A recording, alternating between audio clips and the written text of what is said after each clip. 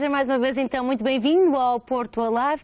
Arrancamos com a nossa habitual viagem a falar do Dia Mundial do Autismo. Estamos perante este mês tão importante para esta questão que infelizmente chega a cada vez mais lares e mais pessoas que se defrontam com esta realidade. É para combater estes problemas que temos aqui connosco a Filomena Soares e a Sandra Costa. São ambas da Universidade do Minho, investigadoras. Sejam, antes de mais, muito bem-vindas. Muito obrigada. É um prazer recebê-las. Já sei que já não vinha cá há muito tempo. Certo. Portanto, 2 ou 3 anos, talvez. Portanto, viu aqui uma verdadeira revolução. Um espanto.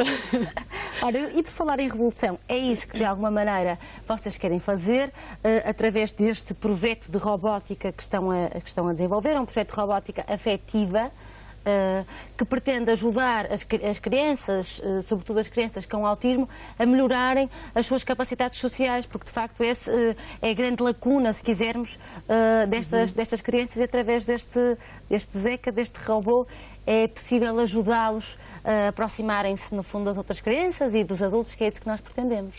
Sim, sem dúvida. Nós usamos o Zeca como mediador, ou seja, o nosso objetivo é que a criança interaja com os pares. O Zeca funcionou como um intermediário no meio deste processo. Eu sei que há algumas iniciativas a nível internacional deste género, mas que esta tem de facto um valor diferenciado por muitas razões, que eu gostava que me elencassem. É um projeto que nasce então em 2009, segundo sei.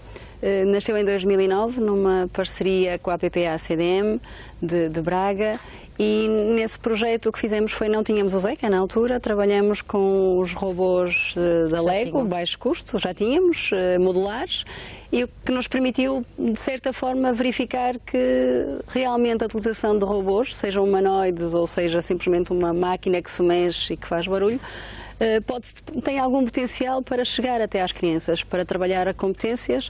Neste caso, o que nós tentamos foi competências de interação e competências académicas, não as emoções. O que fizemos depois foi concorrer a um projeto para a Fundação para a Ciência e Tecnologia, para financiamento, que nos permitiu comprar o Zeca e assim o robô de um custo bastante superior. E que consegue trabalhar também essa componente afetiva. Exatamente, porque o robô é um boneco humanoide com uma cara muito engraçada e nós tem... Nós também um vídeo para conhecermos o Zeca, não é? Que estão todos lá em casa com curiosidade. Tem um polímero que é semelhante a uma pele, portanto a cara tem internamente uma série de motores que permite ao Zeca manifestar expressões do contente, do triste, do zangado. Portanto, o objetivo foi explorar isso para... Nós estamos a ver imagens agora exatamente do Zeca, porque segundo eu compreendo, mas naturalmente serão pessoas muito mais habilitadas que eu para falar, muitas vezes o problema destas crianças com autismo ou com, por exemplo, Asperger, que é um espectro mais ligeiro, é exatamente conseguirem compreender as emoções. Portanto, isso que estava a falar do rir, de estar zangado, permite-lhes depois fazer, provavelmente, a identificação com os pares, não é? Não sei se será isso, Sandra, também. As crianças com autismo têm uma grande dificuldade na interação social e no reconhecer no outro aquilo que eles sentem. Portanto, isso cria uma dificuldade adicional. Por exemplo, se a mãe de uma criança estiver triste e eles não conseguirem identificar esse sentimento, há ali uma falha, uma interação natural mãe-filho que não acontece.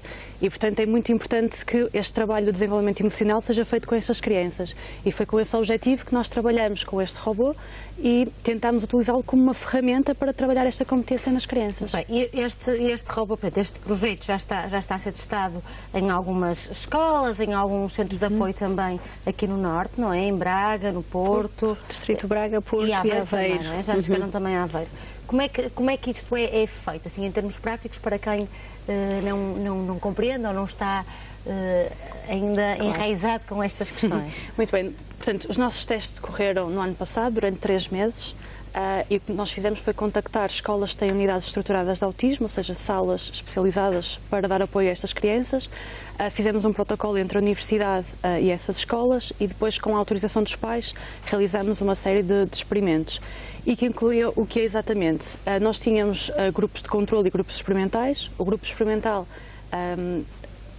tinha a participação do robô nas tarefas e no grupo de controle não. Ou seja, nós queríamos comparar efetivamente qual é que era a diferença do impacto, exatamente desta ferramenta. Ou seja, todas as crianças trabalharam a competência, mas com ou sem o robô. E queríamos ver quais eram as diferenças nesses grupos. E o que verificamos foi exatamente que o grupo que interage com o robô atingiu o objetivo da tarefa mais rapidamente e teve mais tempo centrado na tarefa, o que é excelente. Muito bem. E, sobretudo, conseguiram conquistar isto ou avaliar através de comportamentos não verbais, não é? Porque estamos a falar, na maioria dos casos, ou em parte de crianças que não se exprimem, que não falam. Embora tenham a capacidade, não falam, não é? Sim, a maioria delas eram não verbais, que nós tentamos ultrapassar isso com a utilização de raquetes com códigos, uma fotografia com alguém, um rapaz ou rapariga a rir-se ou a chorar, para a criança mais facilmente identificar a emoção registada no robô ou na história ou da atividade. E o que é que também se segue neste sentido? Bem, basicamente, se a professora quiser falar do nosso projeto futuro, o que nós gostaríamos do futuro... Foi a minha pergunta. Porque é tão mal? Não, foi ótima e faz todo sentido. Neste momento, claro que nós não queríamos ficar por aqui, como é óbvio, não é? Já investimos muito. Já conseguiram muito? Já conseguimos muito, mas ainda há muito para fazer. O que nós temos tentado é todas as fontes de financiamento que nós encontremos pela frente, nós candidatamos. E o último processo foi submetermos um projeto à Fundação para a Ciência e Tecnologia, onde o que é que nós gostávamos de fazer era... Nós temos uma base de dados muito grande de crianças, tanto de experiências, de comportamentos, ao fim e ao cabo. Nós gostávamos de extrair um modelo de comportamento nestas crianças, de forma a que ensinar o robô a ter um comportamento autónomo também ele, isto é, se a criança durante uma experiência ou se vira as costas ao robô ou se tem outro tipo de reação, o robô identificar esse comportamento, tipo, se tu viras as costas é porque não estás interessada na tarefa, então eu vou chamar-te.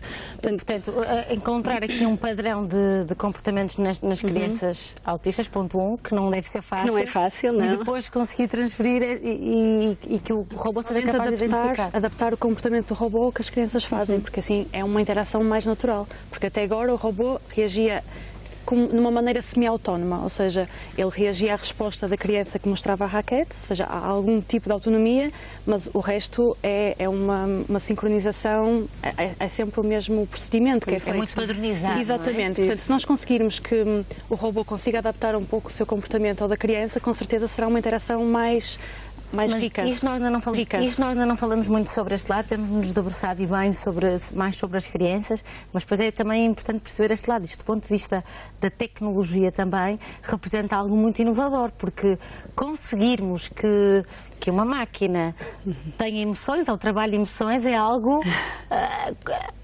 quase impensável, não é? Assim, ou pelo menos para o senso comum. Sim.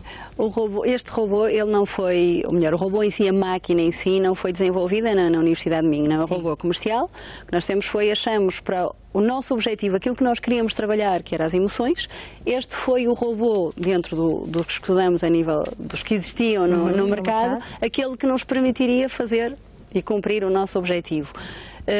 De facto, e isso deve-se em grande parte, ou totalmente, à pele, ao tal polímero artificial que ele tem na cara e que realmente se aproxima muito bem às emoções do estar contente, do estar triste, aproxima-se muito bem. E que reações é que... Há algum exemplo, algum episódio que me possa contar para concluirmos a nossa conversa, que possamos perceber de facto o impacto que isto também trouxe para estas crianças e que trouxe também para os pais destas crianças, não é? Que é exatamente. Por acaso tenho um pequeno exemplo que posso partilhar. Nós temos, numa das atividades, implica o Zeca, nosso robô, contar uma história em que ele é a personagem principal. E temos sempre uma imagem visual para ajudar a contextualizar a história. E era o Zeca no recreio. E simplesmente a criança virou-se para mim e perguntou: o Zeca vai à escola? Ou seja, ele estava a considerar que o Zeca era como um parceiro de jogo. Conseguiu interpretar. Exatamente. Portanto, significa que aquela ferramenta não é só uma máquina que está encostada a um canto, mas que realmente significou algo socialmente para a criança. É um amigo, não é? Exatamente. O objetivo é esse. Muito bem, muito obrigada às duas por terem cá vindo ao Porta Live. Espero vê-la com mais regularidade cá, Filomena, e que a senhora venha cá muitas vezes também. Obrigada. E votos de muito sucesso para este projeto tão inovador e tão importante para todos nós. Muito obrigada. Muito obrigada. Ora, ficamos então a conhecer um pouco mais deste robô Zeca e de todo este projeto desenvolvido então pela Universidade de Minho, dedicado às crianças autistas e que tem ainda muito caminho para fazer, e nós temos ainda também juntos muito caminho para percorrer, e a próxima paragem é a rubrica Bits e Bytes.